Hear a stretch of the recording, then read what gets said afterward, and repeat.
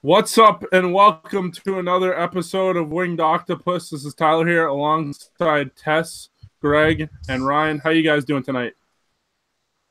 I'm fantastic. It's my first show back in a few weeks, so I'm ready to bring back the sass. I know you guys miss me so much. Like, Yes, so welcome much. back, Tess. Greg, how you doing?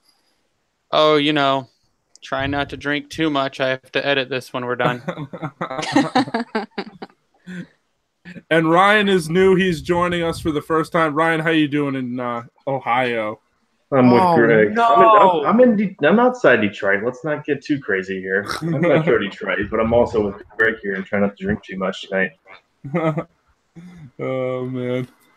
Yeah, I'm doing pretty good. I mean, we'll talk about the trade deadline. I just want to say congratulations to number 13, Pavel Datsyuk, for getting a gold medal at the 2018 Olympics. Sweet. Leg humping's over. Next. Greg, I just want the real headlines of today. Greg, I just want you to shout out our sponsor.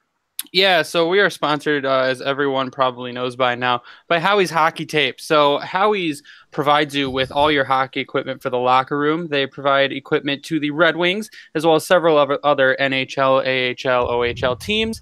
Anything you need for the locker room, Howie's has. Drop by their website, howies.com, and use promo code WINGEDO on any of your purchases, and you will receive 10% off your order. Support them because we do. Absolutely. So who wants to start? Yeah, so today we're going to talk about, and hopefully this hits the Twitterverse by midnight.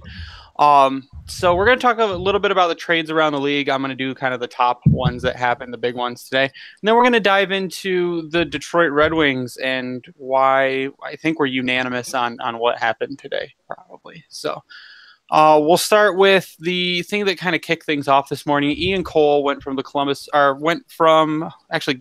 the Columbus Blue Jackets from the Ottawa Senators. Columbus gave Ottawa Nick Mautry and a 2020 third-round pick. I have no idea who that kid is, and the pick seems low, which kind of set the tone for today. Yep.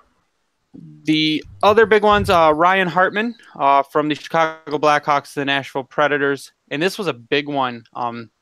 This was a 2018 first-round pick, forward Victor Edsel, and a 2018 fourth-round pick for Ryan Hartman, and a 2018 fifth-round pick. This was the one that we kind of thought kicked off the forward market and set the bar really high, because Ryan Hartman, he's good, but he was not like the heart of the Blackhawks organization. He got a first-round pick.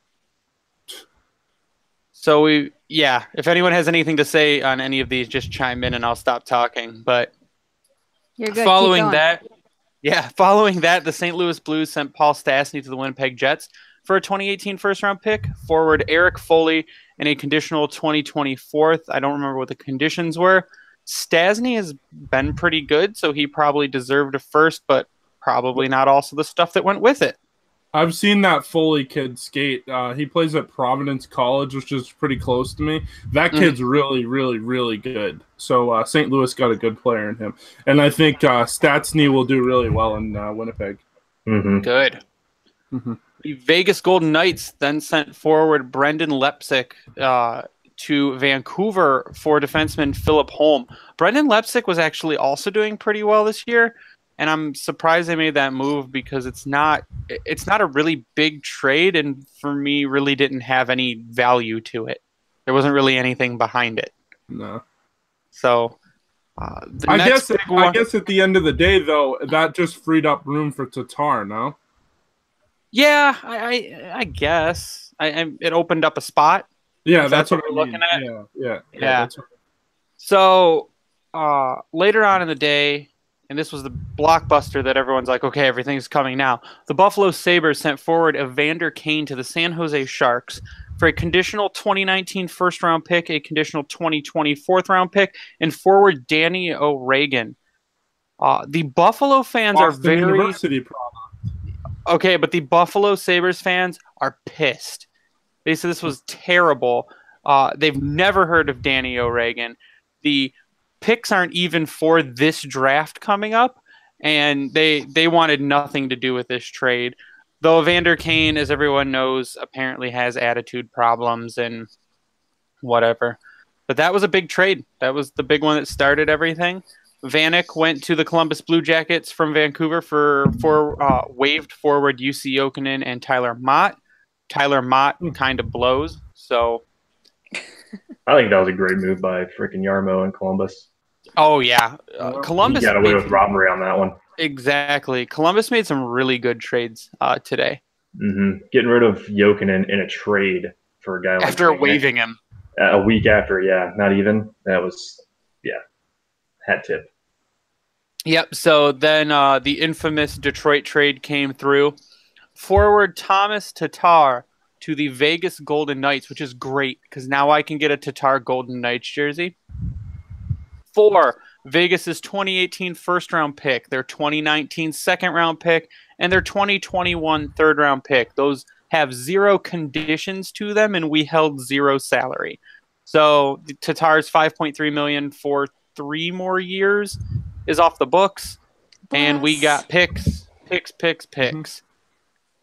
Then Yep. Steve Yzerman apparently blackmailed the New York Rangers some way and sent forward Vladislav Nemestikov, the 2018 first-round pick, conditional 2019 second-round pick, Brent Howden, and Libor Hajek for defenseman Ryan McDonough and forward JT Miller, which made the Tampa Bay Collective orgasm all at once. The roads in Tampa are slippery tonight. Oh my god. Other than that, Very. some stuff that was the point where I kind of got pissed off and turned off my coverage. The Edmonton Oilers Rightly sent Patrick, so. yeah, the Edmonton Oilers sent Patrick Maroon to the New Jersey Devils for garbage. Ottawa sent Calgary Nick Shore for a 7th-round pick. And Joe Morrow went for a 4th-round pick to Winnipeg. And my favorite player, name-wise, Greg McKegg, went to the Carolina Hurricanes for Josh Joris.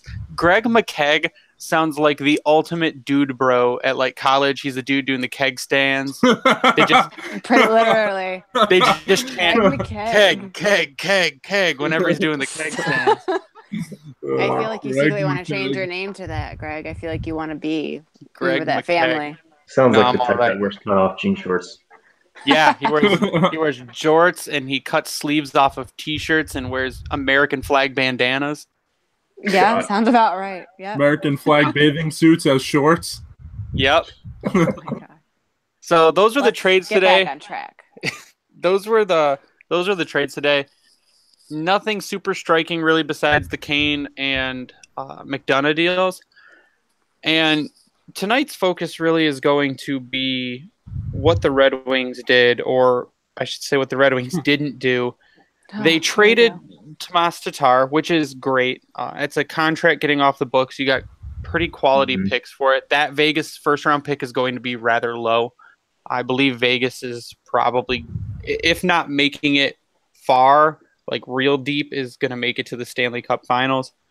But what didn't happen was Ken Holland did not trade Mike Green. Ken Holland did not dump anything else. He said he had extensive talks with clubs about players, but was never going to make more than 1 or 2 moves. That is something he said. I was never going to make 4 moves. I was only going to make 1 or 2 moves.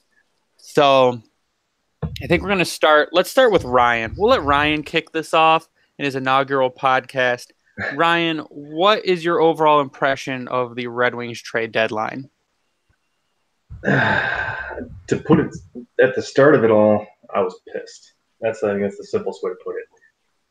After that, the more I thought about it, the more I thought what they had available, who they really could make a move with.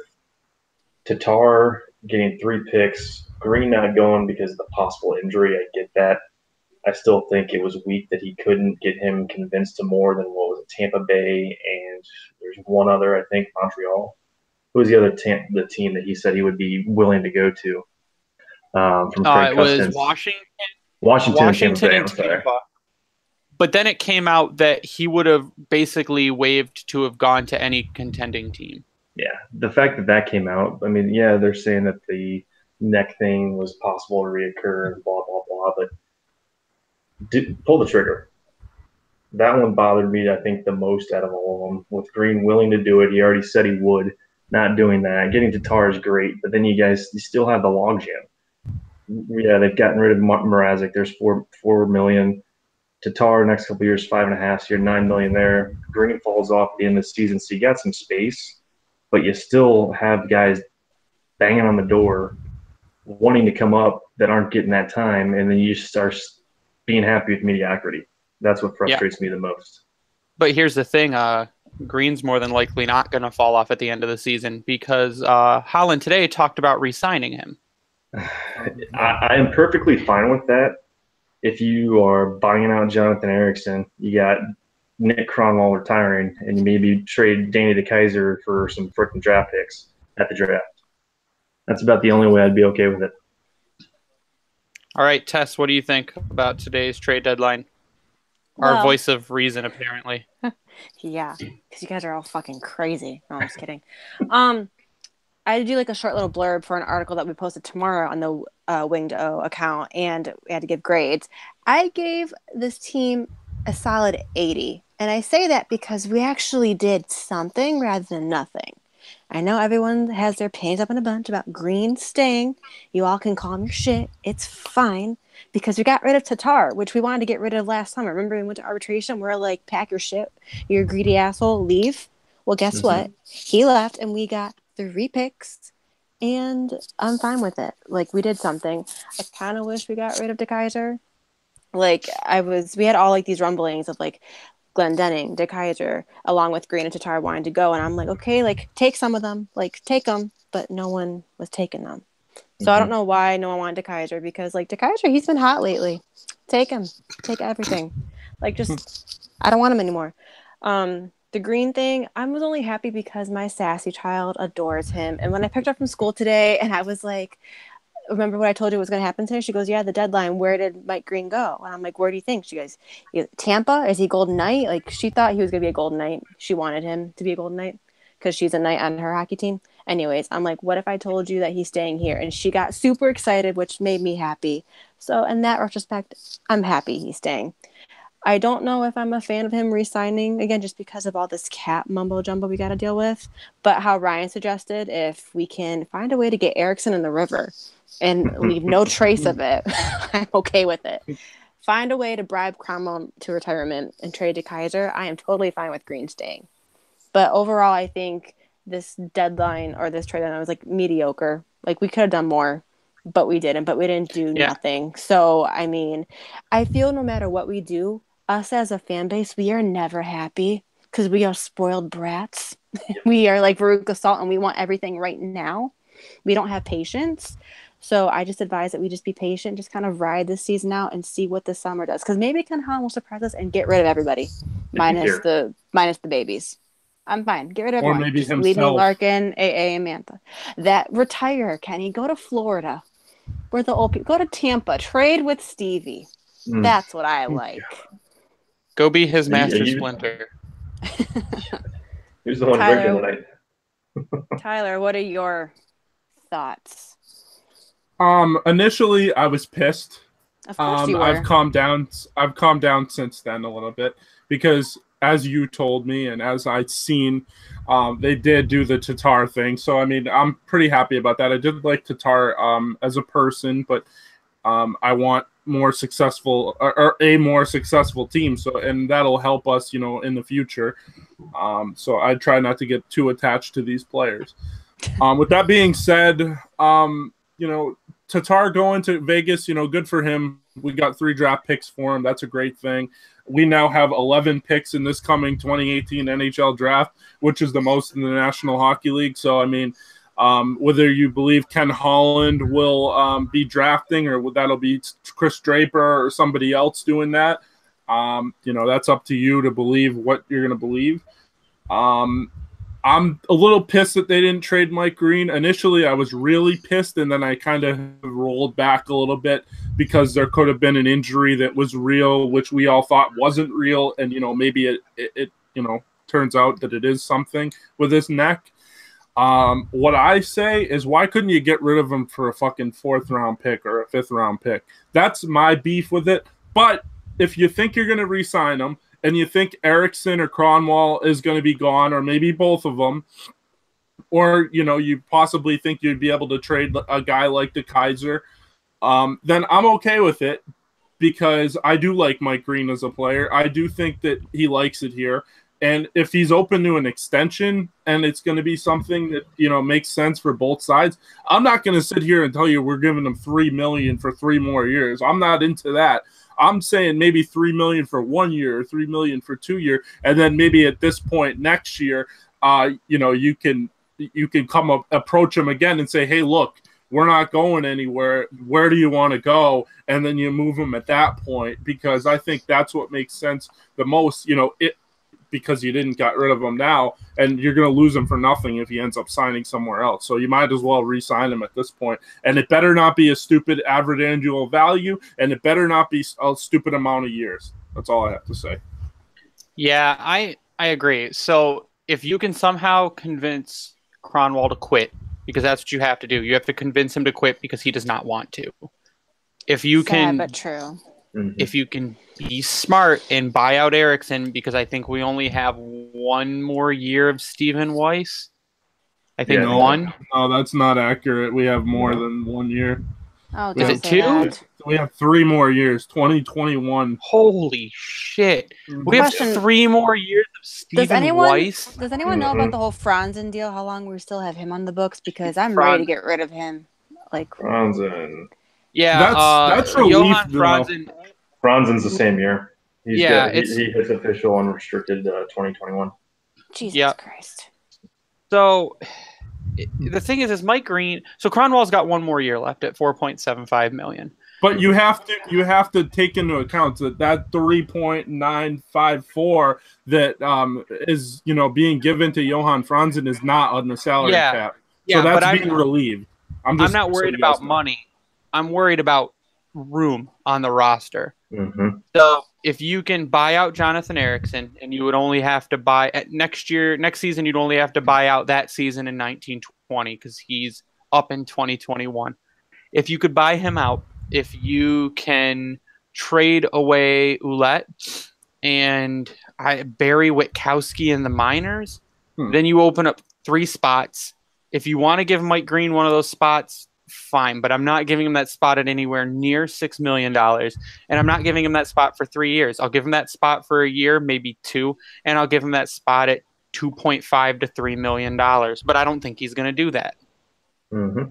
If Mike Green getting a spot is going to block the progress of someone like Dennis Cholowski, or is going to block the progress like someone like Philip Hronik or Joe Hicketts, that's a problem. Because you say you're all for rebuilding, and you say you're all for giving the kids a shot when they're ready. Well, I think Philip Hronik has more than shown that he's ready. I think he's 2nd or 3rd among defensemen in scoring in the AHL right now, which is insane.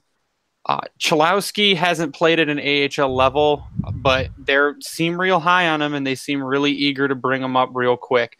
And Joe Hicketts, in the 2 games that he played, looked great. And the kids has shown everything he can do at an AHL level. Mm-hmm. So if you're going to take one of those spots, and maybe Cholowski's not ready, that's fine, then sign Green for a year. But if you're going to try to do any more than that, you need to leave spaces open for the kids. And that's where Ken Holland's killing me. Ken Holland. And that's why we got to find a way to get Eriksson in the river. Come on. Yeah, I think they can buy him out. If they buy him out, it's only going to be for 2 years, which is fine, especially if the cap goes up by $5 million or so, like they think it's going to. I'll take 1.4 million of Eriksson buyout cap and his. Yep. I'll take the 1.4 million of Eriksson buyout. That's absolutely fine. But you've got to sign Dylan Larkin. You've got to sign Anthony Mantha. You've got to let David Booth walk. Mm-hmm. You've got to sign Bertuzzi, and then you got to figure out what you're going to do with Ferk. Because all those kids are on real good deals right now, and none of them are staying that way. So, My thought is with the trade deadline, what you got for Tatar, great. you did nothing else. You told the media afterwards that you were going to do nothing else, which was probably the dumbest thing you could have ever done.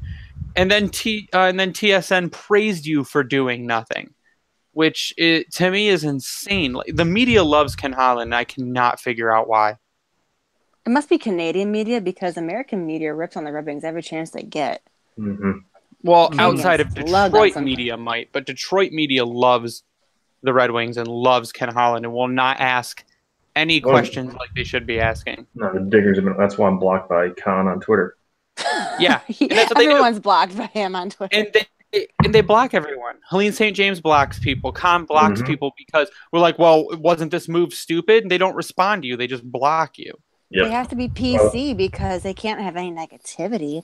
Because they think they'll get their press credentials taken away. Oh, that's a bunch of bullshit. Because It is. Greg Krupa because- out there nonstop doing stuff like that, and he is perfectly fine. Exactly. George, If you do that in a market like Boston or New York or Toronto or Montreal, and you start blocking people, you're going to lose your credentials for blocking people. Not for not asking the tough questions. For blocking people, you're going to lose your credentials. You idiot. you should see some of the shit that George Malik says on Twitter. Has he had his press credentials revoked? Oh, man, No. he's been going No. ham today. Yeah, he goes to all the games. He covers everything. And, like, he doesn't have his credentials revoked, but they're all sitting on Ken Holland's lap like it's fucking Santa Christmas time. I don't know what's happening with this city. It's insane. Spoiled. It was already stated today. The loyalty thing, like Tyler and I were talking, everyone gives Holland like crap, the whole loyalty thing. But think about who is above him. It's the Illiches that have the loyalty to him. It's all upper management needs to go. As much as I love what the Illiches have done for this team, but it's just loyalty is just, it's too deep and they're just afraid to like part ways. But that's what has to happen. We need a whole new era, new faces, and just some more common sense, because I think common sense has left the building a long time look ago. At the Tigers. Tigers are a perfect example of the loyalty. Let's They talk didn't about it, look okay? outside the organization, and boom, they kept somebody within to stay as the GM. I Yeah. don't want to talk about it. The Tigers make me sad. So Now I think Tyler has my JD, and I don't want to hear any more about it. He's been rubbing my face all season. I'm definitely This is a happy about hockey. This is a hockey podcast, so we're going to talk about your Red Sox right now. Yeah, So- we don't have to do that. I just want to say one more thing about today and about, the long-term, damage that they're doing to their fan base right now. I'll tell you what, if Ken Holland is still the general manager on July 1 or even before then at the draft, there's going to be major issues. There's going to be people that give up their season tickets. You think it's empty now? Oh, you ain't see nothing until then. Because if Jeff Blashill and Ken Holland are back next year, oh, that's all I have to say. It's going to get ugly in Detroit. No, well, here's what I'm sick of. That comment has been made the last 5 years before Babcock even left. Before Lidstrom left. When we used to make shit deals, instead of getting draft picks like we got this year, we would get those old farts and we'd be like, what the hell are you thinking? They want that experience and veteran leadership. And we would bitch that we didn't get draft picks. And now we have the picks and we're still bitching. That's what I'm sick about. We can never be happy. Ken Holland, I want him to leave. Super happy that we have the he's draft not picks. going to. Super happy with the draft picks. I need someone competent to draft people. Yeah, I agree. I give you that. I need a competent team to draft. I need someone that's not going to get up to the microphone and be like, we select Michael Rasmussen. And everyone's like, who the hell is Michael Rasmussen? Mm-hmm. Or get up and go, we select Dennis Cholowski. And everyone's like, are you sure? I mean, we'll let you change your mind. Like, it's not like it is and isn't rocket science. But when you're drafting in the top 10, the top 10 is basically predetermined a month before the draft even happens. The top 10, even the top 15. Why go, we're going to look at that and then reach for someone? Well, now I have a question. Because Would he's you rather Ken have Holland. Draper calling the shots? No, Yep. I want someone from outside the organization. Cal Dumas. Who's even available Anybody outside but to come Ken in? Holland. I want the Leafs assistant GM. Because Eiserman's got another year. in Tampa. If they don't win it all this year, he's definitely not going anywhere. Plus, I think he That's gets why I want him to re-signed win. anyways. He's got one more year. Next year, Dubas was almost gone. I think he almost went west, I think it was, out of Toronto. Bring him in. There's plenty of coaches out there. I'd say Dubas and freaking Dan Biles. So bring them both in. Brand new to the face. Yeah, I was like me and Tyler talked about it before. Dan Bilesma or Daryl Sutter. I'm Bring not- one of them in. I'm not into Dan Bilesma. I've seen what happened in Buffalo. No thanks. I think the best guy for the job, the GM job, it'd either be Draper. We talked about Fedorov possibly as well, but I mean, there's some relationships that would need to be repaired if that was going to be the case. And then the other name that's interesting is that Fenton guy. He's the assistant GM in Nashville. I think his contract is up in a few years. I think that is a guy that you could probably make a trade, a draft pick for, and end up getting him as your GM, if they decide to go that route. Yeah, I think it's coach needs to go. I don't think our assistant coaches are really doing anything. Our power play's improved a little bit, but It's just execution. coach needs to go. The personnel, it's just awful. Yep. Everyone, so clean hashtag the pack bench. your shit. Yep. Give you the old Mike Commodore. Clean the Can bench. I ask you guys something though? How is it that if you look at their schedule and you look at the games that they've played, they lose a lot of one-goal games? Yep. I mean, doesn't that lead you to believe that if they had one or two solid defensemen and like a 20, 25, 30 goal scorer, they'd be right in all these games? Or be absolutely. winning these games? It would absolutely change everything. Wouldn't got- it? Go ahead. No, I was going to say they have enough there on the offensive side of things to make something happen. But they don't have the back end to drive it. The games that they've looked at, like Nashville, what was it, a week and a half ago? How fantastic did they look coming out the back end because they were actually connecting passes and not forcing stuff. Mm-hmm. If they had a steady D-line, this would be a bubble team still, maybe one or two pieces short, but they just don't have it. You need. Go ahead. Go ahead, Drew. I was say you need someone like Vili Sariarvi who can pass the puck out of the zone. Mm-hmm. You need someone like Joe Hicketts who can pass the puck out of the zone. You need Philip Hronek who can pass the puck out of the zone. You don't need Eriksson. Eriksson fell 3 times the other night.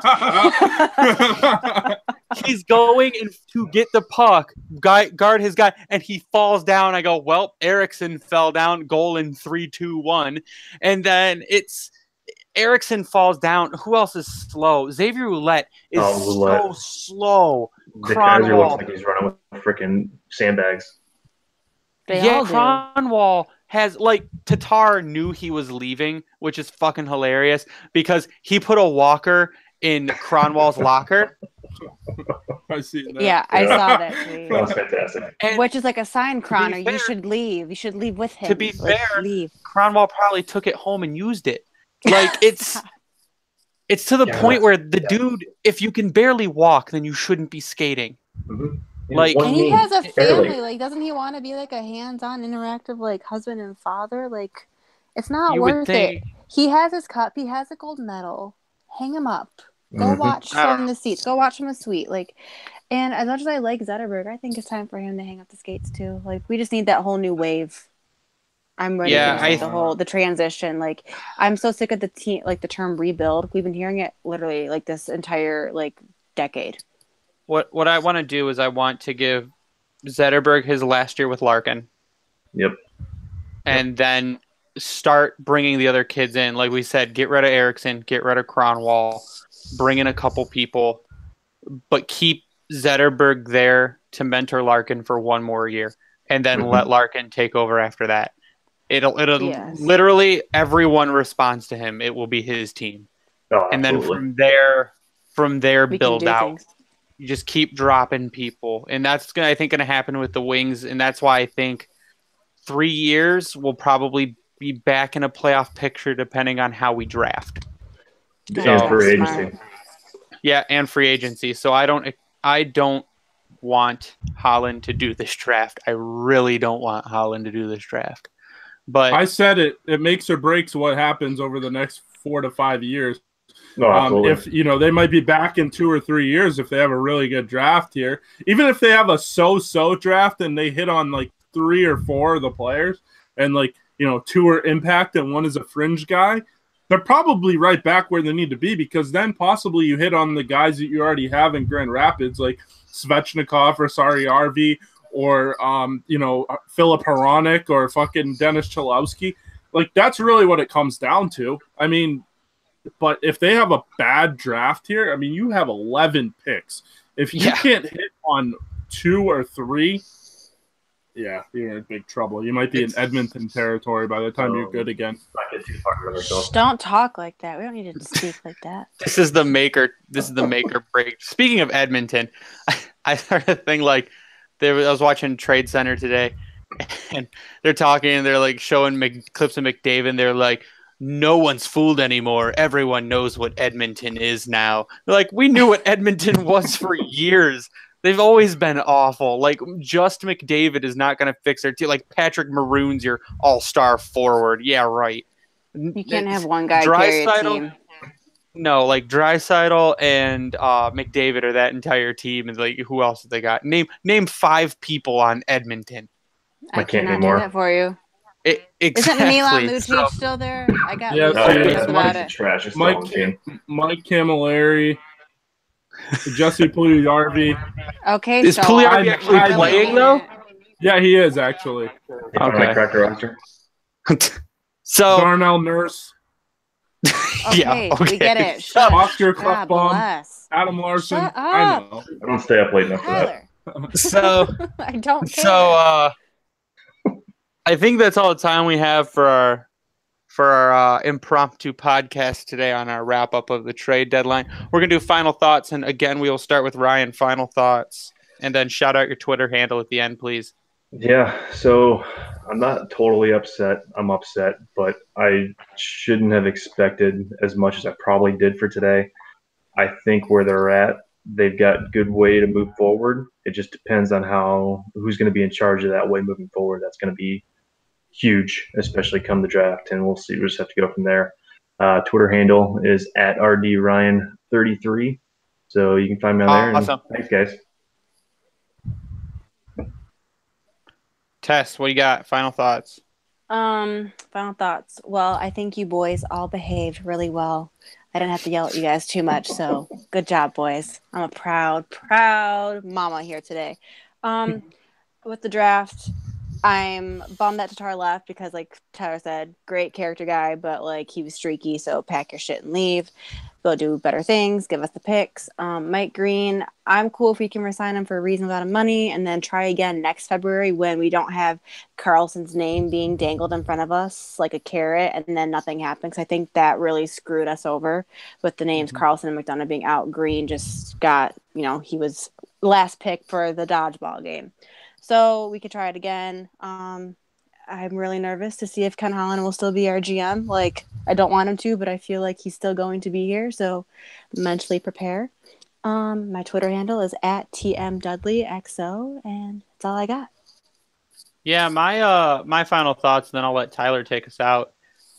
It's same old Red Wings without being same old Red Wings. They do enough to say we did something without kind of super impacting the team. The impact's going to come at the trade deadline.